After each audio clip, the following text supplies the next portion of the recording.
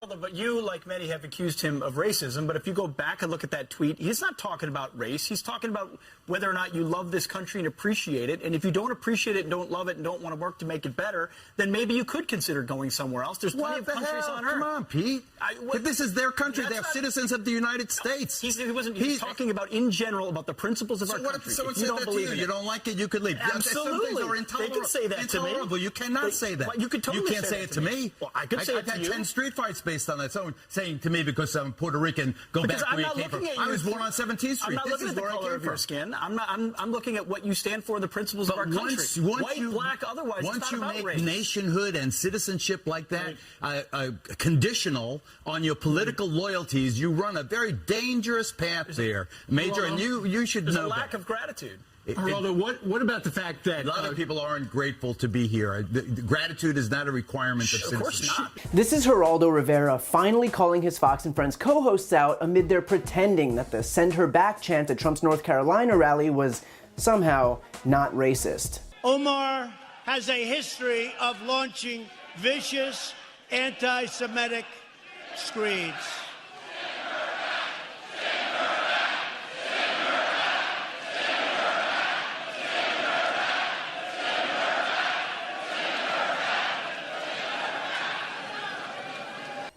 Right.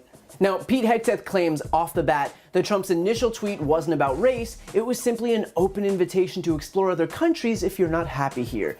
And this is some lazy gaslighting by the Fox and Friends host, because while he might claim that it had nothing to do with race, it just so happened that it was targeting 4 non-white congresswomen, AOC, Rashida Tlaib, Ilhan Omar, and Ayanna Pressley, and included a historically racist trope, which is to go back to your country. But I guess as the saying goes, if it looks like a duck, quacks like a duck, then yeah, no, it's definitely not a duck. You can trust us here at Fox. But Hegseth goes a step further, claiming that it's not offensive because he wouldn't be offended if someone told him he could leave, which, yep, foolproof argument. Trump's tweet suggesting 4 non-white Americans get out of the country isn't racist because the white guy on Fox wasn't offended.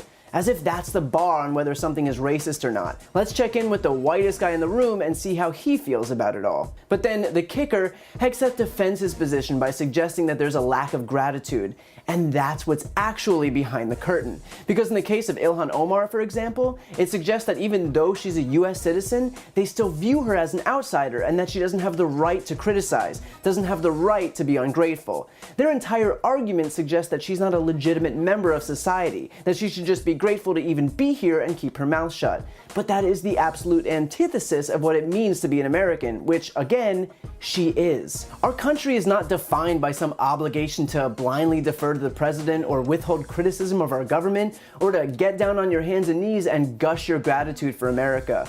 All of these examples are just empty, shallow displays of what the right thinks patriotism is. In reality, our country is defined by our right to speak out and criticize our government and demand that we be better. Imagine if it was unpatriotic to challenge the status quo during slavery, before people of color and women had the right to vote, when the Japanese were put into internment camps.